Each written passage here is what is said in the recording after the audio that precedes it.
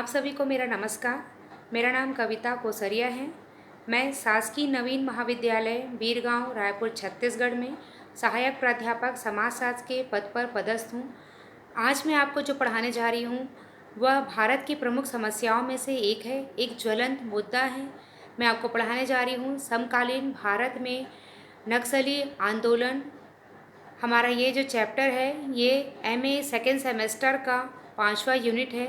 तो चलिए इस विषय में चर्चा करते हैं।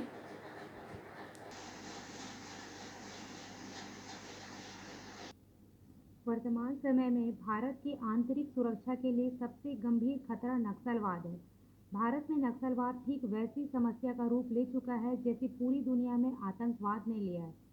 नक्सलवाद न केवल कानूनी व्यवस्था की समस्या है बल्कि इसके बहुत गहरे सामाजिक और आर्थिक आयाम हैं।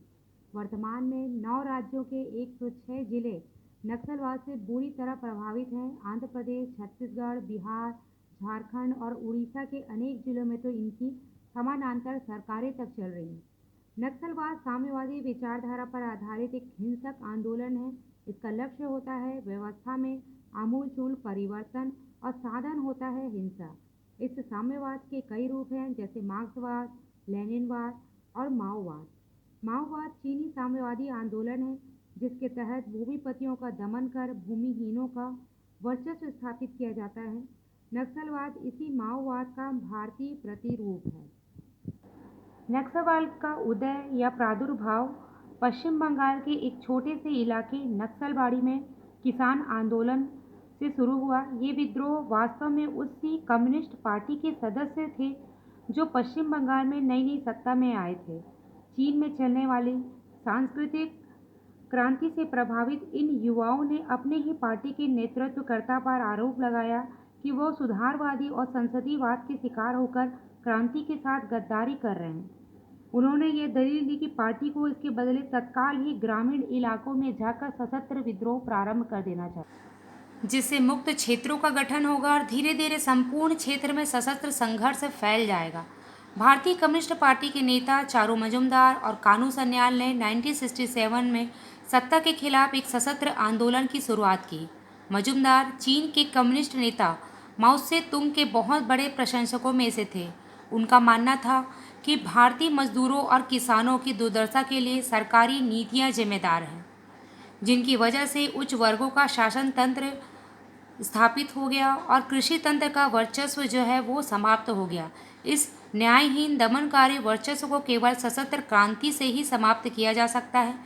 1967 में नक्सलवादियों ने कम्युनिस्ट क्रांतिकारियों की एक अखिल भारतीय समन्वय समिति बनाई।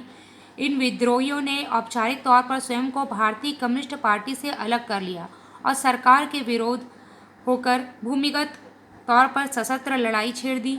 1971 में आंतरिक विद्रोह और मजुमदार की मृत्यु के बाद यह आंदोलन 81 से अधिक शाखाओं में विभक्त होकर अपने लक्ष्य और विचारधारा से विचलित हो गया। आज कई नक्सली संगठन वैधानिक रूप से स्वीकृत राजनीतिक पार्टी बन गए हैं और संसदीय चुनाव में भाग भी लेते हैं, लेकिन बहुत से संगठन आज भी इस लड़ाई में लगे हुए हैं। नक्सलवाद के विचारात्मक विचलन की सबसे बड़ी मार आंध्र प्रदेश, छत्तीसगढ़, उड़ीसा, झारखंड और बिहार को झेलनी पड़ रही है। नक्सलवादी विचारधारा को देखें तो नक्सलवाद साम्यवादी विचारधारा का अतिवादी रूप है। ये माओ से तुंग की विचारधारा व रणनीति पर पूर्ण आस्था रखते हैं तथा भूमिगत आंदोलन और प्रजातंत्र के विरोध की रणनीति अपनाते हैं। ये नक्सलवादी माओ से तुंग के कथन राजनीतिक सत्ता बंदूक की नली से निकलती है का पालन करते हैं। नक्सलवादी वर्तमान में अपने प्रारंभिक उद्देश्य से जो है वो अलग हो चुके हैं, लेकिन इनके प्रारंभिक उद्देश्य जो थे वो हैं आम जनता को शोषण से मुक्ति दिलाना, उन्हें ज़मीन पर हक दिलाना और भूमि सुधार करना, राजतंत्री और सामंती अन्याय से जनता को मुक्ति दिलाना, मजदूरों को पर्याप्त मजदूरी दिलाना और उन्हें बंधुआ मजदूरी से मुक्त करना, आदिवासियों के हितों का संरक्षण करना, उन्हें वन अधिकारियों, पुलिस, ठेकेदारों और बाहरी लोगों के अत्याचार से मुक्ति दिलाना तथा उनके वनों पर अधिकार को सुनिश्चित करना, महाजनों व सूदखोरों से जनता की रक्षा, शोषित व पीड़ित जनता को सामाजिक, आर्थिक और राजनीतिक रूप से संगठन करना। अपने उद्देश्यों को पूरा करने के लिए नक्सलवादी निम्नलिखित रणनीतियों को अपनाते हैं।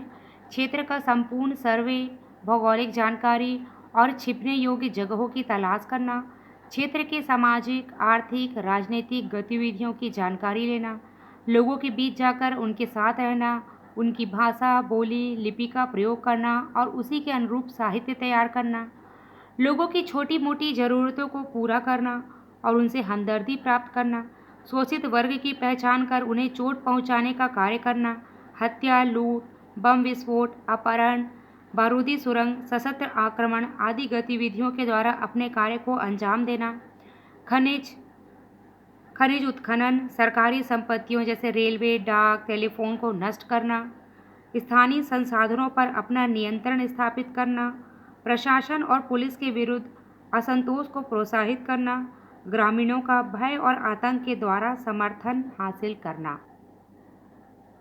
नक्सल प्रभावित राज्य या क्षेत्र आज देश के 9 राज्यों के 106 जिले नक्सलवाद से बुरी तरह प्रभावित हैं और 195 जिले और 16 राज्य इसके चपेट में आ गए हैं, जिन्हें हम रेड कॉरिडोर या लाल गलियारा क्षेत्र के नाम से जानते हैं।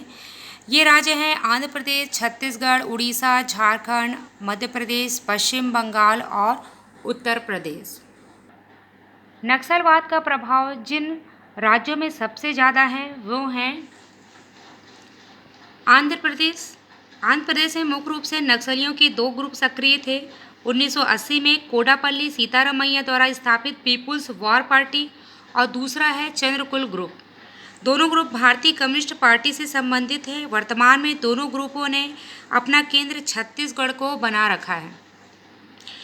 इस राज्य के गुंटूर, विशाखापट्टनम, पूर्वी गोदावरी, पश्चिम गोदावरी समेत 6 जिलों में इसका असर है। उसके बाद है बिहार। 1970 के दशक में बिहार क्षेत्र में नक्सली गतिविधियां प्रारंभ हुई, जो पश्चिम बंगाल से भी ज़्यादा हिंसक थी। साम्यवादी विचारों के अलावा जाति संघर्ष ने भी इस आंदोलन को बहुत ज़्यादा सशक्त बना दिया।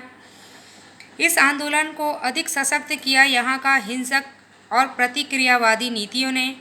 एमसीसी, जनमुक्ति परिषद, जन सुरक्षा मंच यहाँ की नक्सली मंच है। बिहार में जो प्रभावित ज़िले हैं उनकी संख्या 16 है।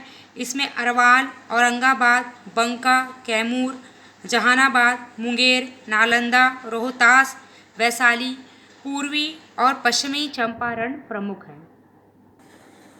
उसके पश्चात है छत्तीसगढ़। छत्तीसगढ़ को जो है नक्सलियों का गढ़ माना जाता है। छत्तीसगढ़ में करीब 14 जिले नक्सल प्रभावित हैं। इसमें बालोद, बलरामपुर, बस्तर, बीजापुर, दंतेवाड़ा, नारायणपुर, राजनांदगांव व सुकमा प्रमुख है। छत्तीसगढ़ के उत्तरी जो ज़िले हैं कोरिया, जसपुर, सरगुजा, बलरामपुर, सूरजपुर, यहाँ नक्सलियों की गतिविधियाँ लगभग जो है वो समाप्त हो चुकी हैं। फिर है झारखंड। खनिजों से भरपूर झारखंड के भी 19 ज़िले नक्सलवाद से प्रभावित हैं। इसमें बोकारो, धनबाद, दुमका, हजारीबाग, कोडरमा, लातेहार, लोहारदागा, पलामू, रामगढ़ प्रमुख हैं। उसके पश्चात है केरल। केरल के मल्लापुरम, पलक्कड़ और वायनाड जैसे 3 जिलों को नक्सल प्रभावित घोषित किया गया है। उसके बाद है महाराष्ट्र। तो महाराष्ट्र में जिन 3 जिलों को नक्सल प्रभावित घोषित किया गया है उसमें चंद्रपुर, गढ़चिरौली और गोंदिया आते हैं। यह इलाका रेड कॉरिडोर के तहत आता है। फिर है उड़ीसा। देश का तटीय प्रदेश उड़ीसा में करीब 15 जिले नक्सल प्रभावित हैं। इसमें कालाहांडी, कंधमाल, कोरापुट, मलकनगिरी, संबलपुर, सुंदरगढ़ जैसे जिले प्रमुख हैं। उसके बाद है उत्तर प्रदेश। तो उत्तर प्रदेश में चंदौली, मिर्ज़ापुर और सोनभद्र नक्सल प्रभावित जिले के रूप में घोषित किया गया है इन्हें। उसके बाद है तेलंगाना। तेलंगाना में आदिलाबाद, वारंगल समेत तेलंगाना के 8 जिलों को नक्सलवाद से प्रभावित जिले घोषित किए गए हैं। फिर है मध्य प्रदेश। मध्य प्रदेश में मंडला और बालाघाट जिलों को नक्सल प्रभावित माना गया है। यह इलाका छत्तीसगढ़ से सटा हुआ है। उसके पश्चात है पश्चिम बंगाल। तो पश्चिम बंगाल क्षेत्र नक्सलियों की जन्मभूमि है। सामंती व्यवस्था में बदलाव और भूमि सुधार को लेकर सर्वप्रथम यहाँ पर हिंसक गतिविधियाँ प्रारंभ हुई। 1970 में पश्चिम बंगाल में नक्सली गतिविधियाँ अपने चरम पर थीं। आज भी इस राज्य के अनेक हिस्से नक्सली गतिविधियों से प्रभावित हैं। यहाँ के झारग्राम को जिले को नक्सल प्रभावित जिले की सूची में डाला गया है। नक्सलवाद के कारण कोई भी आंदोलन प्रारंभ होता है तो उसका कुछ ना कुछ कारण अवश्य होता है। देश की आज़ादी के बाद भी प्रत्येक क्षेत्र में घोर विषमता व्याप्त थी, चाहे वह क्षेत्र राजनीतिक हो, आर्थिक हो या फिर सामाजिक। स्वतंत्रता आंदोलन के दौरान इस वर्गीय असमानता को कम करने के प्रयास भी हुए। उस समय देश में एकमात्र शत्रु ब्रिटिश सरकार थी और उसे हटाकर भारतीयों की सत्ता स्थापित करना सभी का मुख्य लक्ष्य था। उस वक्त की सारी हिंसक अहिंसक कार्रवाइयाँ ब्रिटिश सरकार और उनके सहयोगियों जैसे भूस्वामी, साहूकार, प्रशासनिक एवं पुलिस अधिकारियों के खिलाफ होती थी। इन्हें आम जनता का समर्थन प्राप्त था। स्वतंत्रता के पश्चात देश की आम जनता को समूची व्यवस्था में आमूल-चूल परिवर्तन की आशा थी, लेकिन दुर्भाग्य से शासक वर्ग आम ग्रामीण जनों की समस्याओं को दूर करने में असफल रहा, जो कालांतर में नक्सली गतिविधियों का आधार बना। नक्सली आंदोलन को जन्म देने के कारण जो थे, उसमें पहला कारण है महाजनों और ठेकेदारों के अत्याचार। स्वतंत्रता के बाद जमींदारी प्रथा कानूनी तौर पर तो समाप्त कर दी गई, परंतु बड़े भूस्वामियों और जमींदारों की सामंती सोच और मानसिकता में कोई बदलाव नहीं आया। जाति प्रथा और संसाधनों पर उच्च जातियों के एकाधिकार ने आय एवं धन के वितरण से मजदूरों एवं निम्न वर्ग के लोगों को वंचित रखा। यही नहीं, आम आदमी की हिफाजत के लिए गठित पुलिस व्यवस्था में आए भ्रष्टाचार से मजदूरों और गरीब किसानों का उत्पीड़न हुआ। इससे उनके भीतर नफरत और संघर्ष की भावना प्रबल हो गई। दूसरा कारण है भूमि सुधार। नक्सलवाद पनपने का एक प्रमुख कारण भूमि सुधार कानून का लागू न किया जाना है। सरकार ने जमींदारी उन्मूलन के पश्चात भूमि पुनर्वितरण संबंधी कानून जरूर बनाए, लेकिन इसे लागू करने में बहुत अनियमितताएं हुई।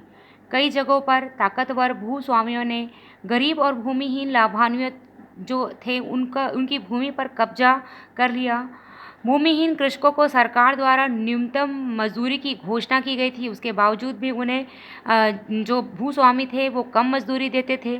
जाहिर है, बड़े भूस्वामियों के इस तरह के क्रियाकलाप वर्ग संघर्ष को बढ़ावा देते हैं और उन्हें इन्हीं परिस्थितियों में उग्रवादी संगठनों को जो है अपना प्रभाव क्षेत्र जमाने का मौका भी मिलता है। ये ऐसे असंतुष्ट भूमिहीन मजदूरों को अपने संगठन में न्याय दिलाने का लोभ देकर शामिल कर लेते हैं।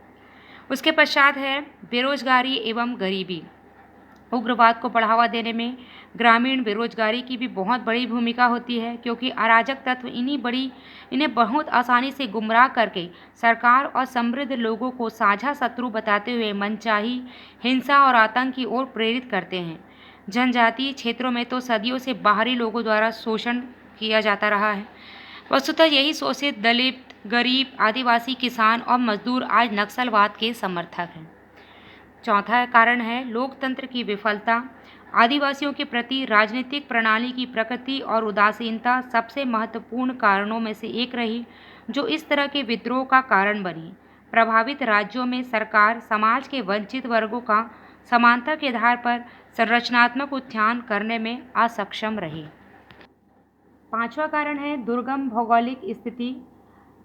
इनका निवास दुर्गम वन स्थल में था और उनकी आजीविका का साधन वन और वनोपज ही थे, लेकिन खनिज संसाधनों के दोहन के लिए उनका पुनर्वास किया जाने लगा। वनों के दोहन पर प्रतिबंध लगा दिया गया। खनन और औद्योगिक गतिविधियों के कारण भूमि और जल संसाधनों के विनाश ने इनके अंतःमन में विद्रोह की भावना का प्रसार किया। उसके बाद छठवां है कमजोर प्रशासन और मूलभूत सुविधाओं का अभाव। सरकार ने दुर्गम स्थान होने के कारण इन क्षेत्रों की बुनियादी संरचना के विकास में प्रारंभ में ज़्यादा रुचि नहीं ली। शिक्षा, स्वतंत्रता, स्वच्छता, भोजन, स्वास्थ्य सुविधा, पेयजल जैसी बुनियादी सुविधाओं का अभाव रहा।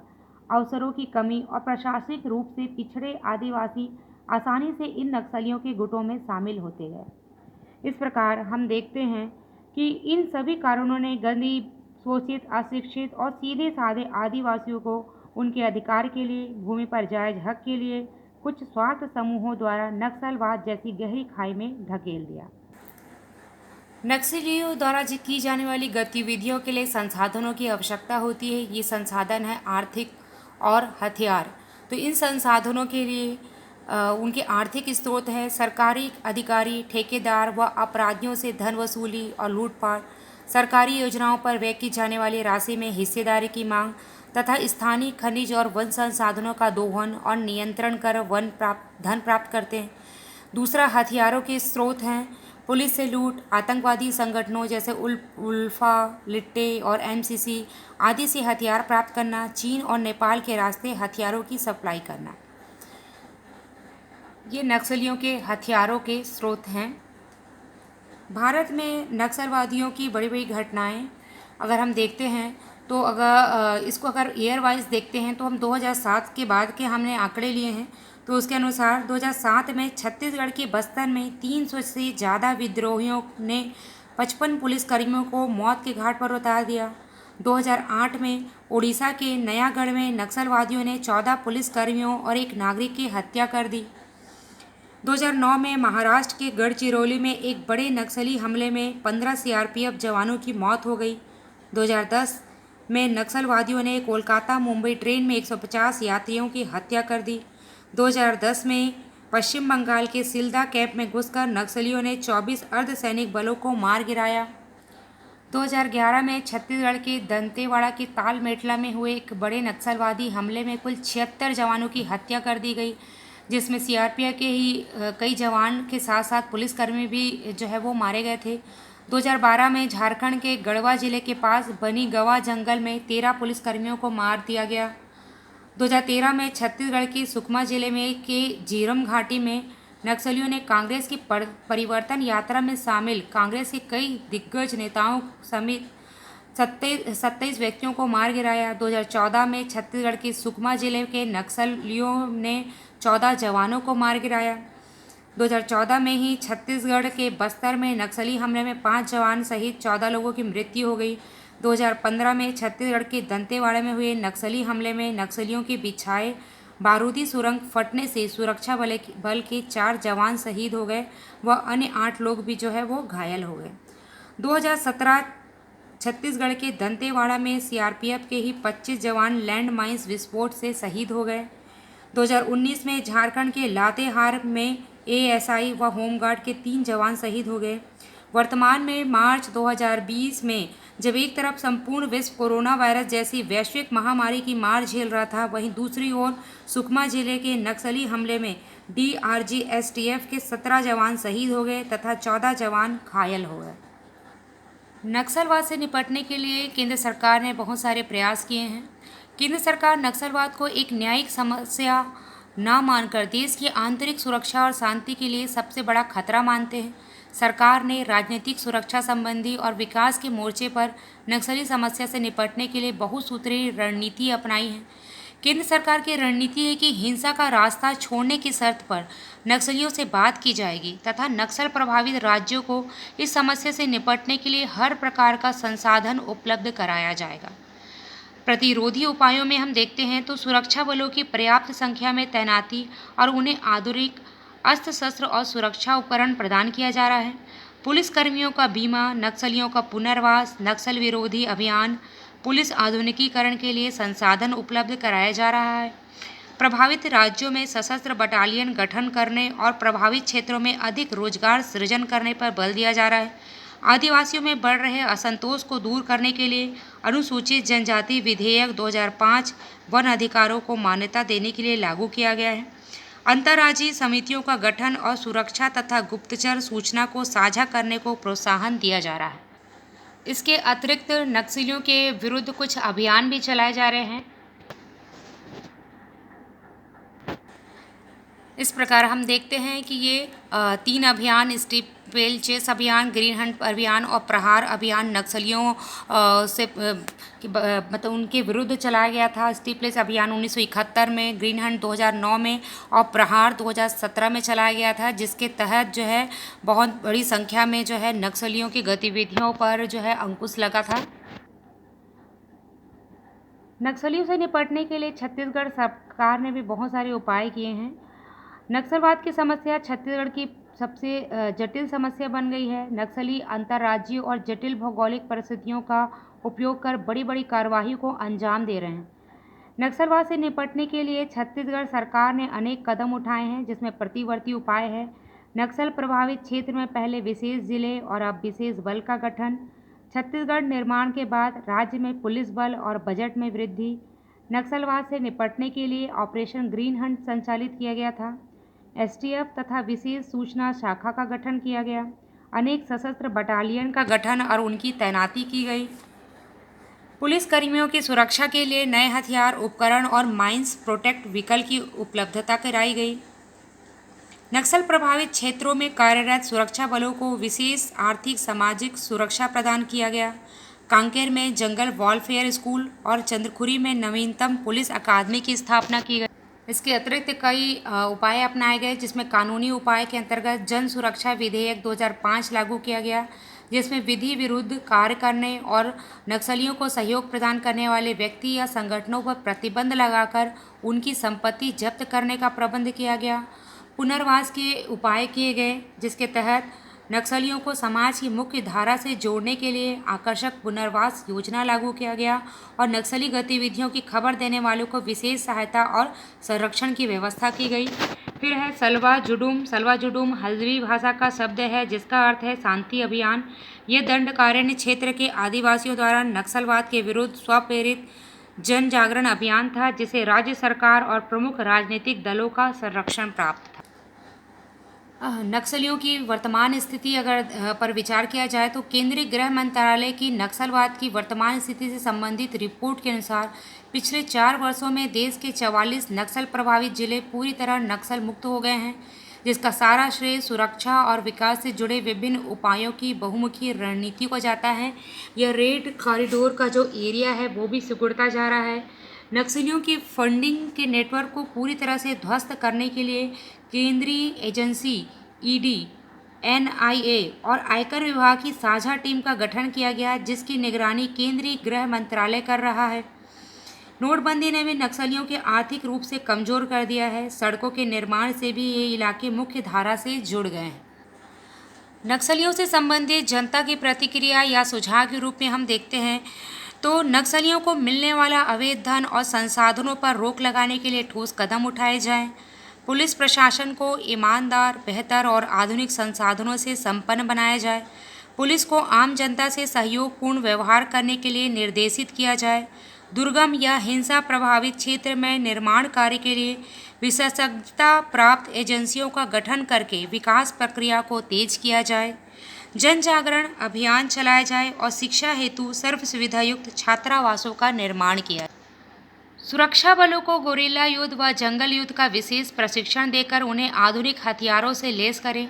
इस ऑपरेशन को सफल बनाने के लिए केंद्र और राज्य के बीच उचित समन्वय आवश्यक है। सरकार भूमि सुधार कानून को ईमानदारी पूर्वक लागू करे और अशिक्षा, बेरोजगारी, गरीबी आदि को दूर करे।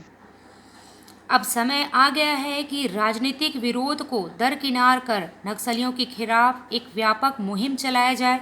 यह हमारे देश का दुर्भाग्य है कि नक्सल समस्या भी राजनीतिक औजार बन गई है। राजनीतिक इच्छा शक्ति की कमी के कारण ही नक्सलवाद विकराल रूप धारण करता जा रहा है। अब भी समस्या से निपटने के लिए कोई ठोस कदम नहीं उठाए गए तो इससे भी बड़े हमले होते रहेंगे और नक्सलवादियों का मनोबल बढ़ता रहेगा। छत्तीसगढ़ और झारखंड का सबक लेते हुए केंद्र और राज्य सरकार को मिलकर एक ठोस नीति पर अमल करने का प्रयास करना चाहिए। साथ ही राजनीतिक दलों को भी अपने संकीर्ण स्वार्थों से ऊपर उठकर इस गंभीर होती समस्या के खात्मे के लिए मिलकर काम करना होगा। नक्सलवाद एक राष्ट्रीय समस्या है। इससे निपटने के लिए नज़रिए में आमूलचूल बदलाव की आवश्यकता है। इसके विरुद्ध लड़ाई में राष्ट्रीय एकजुटता और राष्ट्रीय नीति का होना अत्यंत आवश्यक है। इस समस्या के फैलाव को देखते हुए देश में बहुआयामी सतर्कता की आवश्यकता है। इस प्रकार समकालीन भारत में नक्सली आंदोलन से संबंधित ये चैप्टर यहाँ समाप्त होता है। धन्यवाद।